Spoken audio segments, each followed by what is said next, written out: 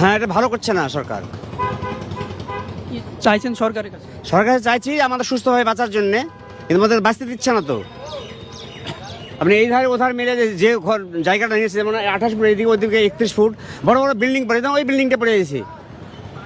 ওই বাড়িটা? হ্যাঁ, বাড়িটা পড়ে গেছে। তারপরে সব সাইড পড়ে গেছে। মানুষ যাবে কোথায়? যে হাজার হাজার মানুষ এই যে লাইনে ধারাছে, এই মানুষগুলো যাবে কোথায়? কঠিন অবস্থা এখানকার ব্যবসায়ী। এই সমিতির সঙ্গে উদ্যোগ এখনো হয়নি। এইসব তো সরকার টালমাটাল, কেউ সমিতি কি করে থাকবে কোথায় কখন? সমিতি আছে কি? ব্যবসা সমিতি আছে, কোনো উদ্যোগ নেয়নি? না উদ্যোগ নেই। ঠিক আছে, সরকারের কথা মতো গণনা হচ্ছে। হ্যাঁ, খারাপই হচ্ছে, যতগুলো ব্যবসায়িক সব ইয়ে যাবে। হ্যাঁ, আর আপনার এই মিডিল থেকে এদিকটা যেমন 28 নিয়েছে, এদিকে 32 নিয়েছে, ওই দিকটা 32 নিয়েছে, ওই সাইডটা? ওই সাইডটা এদিকে 28 নিয়েছে। মানে খেয়াল খুশি কাজ, ইচ্ছা মতো। না না, সিস্টেম মাফিক হইলে তো একটা নির্দিষ্ট ইয়ে থেকে এদিকে 28 হলে ওদিকে 28 হবে। লক্ষ লক্ষ মানুষ এই অবস্থায় আছে, লক্ষ লক্ষ মানুষ। ওই জন্য লক্ষ লক্ষ মানুষকে এভাবে বেকার করে দিচ্ছে সরকার, বুঝলেন? দীর্ঘ 35 বছর সিপিএম শাসন করেছে, কিছু করেনি রাস্তার। দীর্ঘ 15 বছর ধরে টিএমসি শাসন করে কিছু করেনি। এই বিজেপি আসার পরের দিন থেকে শুরু করেছে বোল্ডাজার দিয়ে ঘর ভাঙা। কলকাতা থেকে শুরু করছে, বরকলতা, বহরমপুর, ওই মালদাহা, আপনি যে গোটা পশ্চিমবাংলায় এভাবে ঘর ভাঙছে। বিজেপির যারা মহিলা এমএলএ মানে বিধায়কেরা বা বিধায়িকারা, তাদেরকে বলবেন ওই 12 পাতার ফর্মটা ধরে লাইন বাই লাইন কারোর সাপোর্ট ছাড়া একবার একদম উইদাউট এনি ভুল একটু পড়ে দেখাতে। ফিল আপ বলছি না, ফিল আপ করলে আবার দাঁত ফাত পড়ে যাবে, দেখতে খারাপ লাগবে। তো জাস্ট একটু পড়ে দেখাক, তাহলে আমরা মেনে নেব। তাহলে যে মহিলারা পাবে না ওরা আফসোস করবে না, বলবে লাগবে না।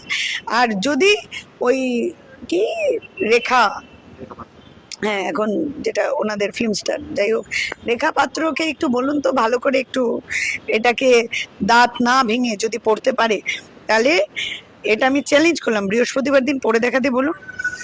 আমি এর পরের বছর মানে 31-এ আমি পদ্মফুলে ভোট দেবো বিজেপিকে, যদি বিজেপির সবকটা মহিলা এমএলএ এটাকে কারো সাহায্য ছাড়া বৃহস্পতিবারে হাউস ডেকে একদম সুন্দর উচ্চারণ করে পড়ে দেখাতে পারে ফর্মটা।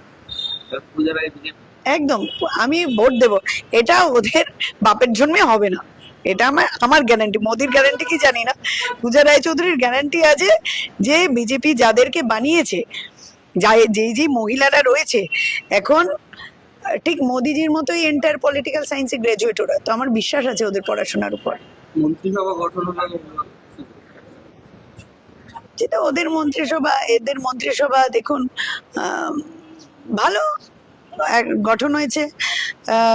দেখা যাক এখন কাজ কি করে সেটা নিয়ে কথা। এখন তো ওরা তো মন্ত্রিসভা গঠনের আগেই সব কাজ করে, পাল্টানোর আগে শুরু হয়েছে, বলুন আগে শুরু হয়েছে।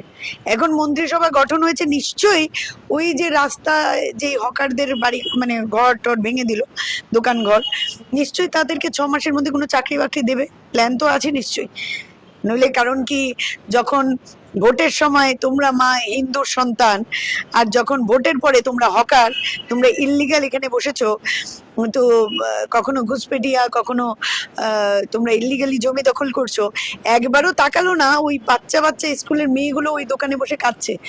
দুদিন বাদে ওরা স্কুলে যেতে পারবে কিনা, ওরা কি খাবে, ওরা কি পড়বে, একটা 7 দিনের নোটিশ নেই। আরে বাবা, মোদির মতো ফান্ডে তো 1 কোটি 2 কোটি টাকা ঢুকে যাচ্ছে না এমএলএ। আরে বিধানসভায় যেরকম ওদের ঢুকেছে যে বিজেপির টিকিট পেয়ে গেলাম টাকা ঢুকে গেল, এরকম নয়। একটা দোকান যে 10,000 টাকা খরচা করে দোকান দেয়, তারও লোন থাকে, কারণ এক একটা দোকানে মানুষের অনেক রকম স্বপ্ন জড়িয়ে থাকে। রাতের অন্ধকারে তুমি ভেঙে দিয়েছো, তুমি তো তোমার স্বপ্ন পূরণ করে নেবে, তোমার স্বপ্ন পূরণ করতে তো তুমি বলে দেবে এই ভাই এটা বাড়িতে পাঠিয়ে দিয়েছি, মার্সিডিজ গাড়িটা পৌঁছে যাবে। কিন্তু এদের ওই একটা ছোট্ট মানে মেয়ের যে থালায় যে রুটিটা দেবে রাত্রিবেলা, রুটি খাবার যে আটা বা ময়দা সেটা কোথা থেকে আসবে, সেটাতে আজকে ওরা দেখুন গিয়ে দিশেহারা হয়ে আছে। তো এগুলো ভাবা উচিত ছিল। আমি এদেরকে মানুষ বলে মনে করছি না। মানে ওই যে বলেছিলাম না হিটলারের শাসন, তো আমরা দেখতে পাচ্ছি পশ্চিমবঙ্গ বুঝুক, পশ্চিমবঙ্গের সাথে বিজেপি একেবারে বেমানান যাবে না আমার যতদূর ধারণা। কারণ হিন্দু ভাইরা ইতিমধ্যে বুঝে গেছে যে কুরবানি নিয়ে আঘাত আনুক বা হকারদের তুলে দেওয়া হোক, সেখানে মুসলমানদের থেকে হিন্দুরা বেশি আঘাত পেয়েছে। আজকে হিন্দু ঘোষরা বলুন বা হকারের কোনো হিন্দু বলুক, বা এনআরসির নোটিশ যেটা প্রথম উত্তম কুমার ব্রজবাসী বলুন বা প্রদীপ কর আত্মঘাতী হয়েছিল বলুন, সবাই হিন্দু। তো হিন্দুরা কিসের জন্য রোদে তেল মেখে রোদ পাচ্ছেন আমি জানি না। জয় শ্রীরাম বললে হয়তো 3 টাকা ওদের থেকে কম নেবে মনে হচ্ছে। যাই হোক, পেঁয়াজ যে দাম বাড়লে, যেমন পেঁয়াজ খান না সীতারামনজি, তো পেট্রোল ডিজেলের দাম বেড়েছে। আমি তো কন্যাকুমারী থেকে কাশ্মীর হেঁটে অভ্যাস আছে, তো আমরা গাড়ি ঘোড়া চলবো না, আমরা হেঁটে যাব। দেখি শুভেন্দুর যারা অন্ধভক্তরা আছে হেঁটে যেতে পারে কিনা। হ্যাঁ, একটা বিষয় যে নদীর ভাঙনের থেকেও বড় ভাঙন ধরেছে তৃণমূলে, এবং এই এক সময় কংগ্রেসকে ভাঙিয়ে কিন্তু তৃণমূল গঠন। আজ কি বলবে, আজ কেমন মনে হচ্ছে দেখে? প্রথম থেকে বলেছি, যেদিন তৃণমূলটা চলে যাবে তাসের ঘরের মতো ভেঙে যাবে। প্রথম দিন থেকে বলেছি, এটা কংগ্রেস নয় যে 50 বছর ক্ষমতায় না থেকেও বুকের পাটা নিয়ে সবার সামনে চোখে চোখ রেখে রাজনীতি করবে বা সত্যি কথা বলার সাহস থাকবে। এদের তো নিজের ঘর কোথায় ছিল? ওই আমাদের বলতো সাইনবোর্ড পচাডোবাই তো জল খেয়েছে। তো পচাডোবা এখন ওরা মনে হয়েছে ওদের যে এখন ঘর ছেড়ে বেরোনো উচিত। তো যারা যারা আছে দেখুন, 90 তৃণমূল বলে তো কথা নেই। আমরা বুঝতে পারছি, দেখছি আমাদের ঘর ফর মজবুত করছি, কারণ লোককে জায়গা দিতে হবে তো বাসস্থান। আমাদের ভালো মন্দির কিছু নয়। দেখুন, বাবা একটাই হয়, কংগ্রেস। নাম পাল্টালেই যে তুমি বার্থ সার্টিফিকেট পাল্টে নিতে পারবে এমন ব্যাপার নেই। তৃণমূল লিখে দিলে তৃণমূল কংগ্রেসই হয়। বাবাই থাকে। বাবার ঘরে সবার আমন্ত্রণ, সবাই আসতে পারে যে কোনো সময়। আমরা বুঝে কাকে কোন জায়গায় বসানো দরকার না দরকার সেগুলো। সব মা বোনদের উদ্দেশ্যে বলছি, আমরা তো এতদিন টাকা না নিয়ে আমরা বেঁচেছি। টাকা কেন নেব? না নেব 1,500, না নেব 3,000।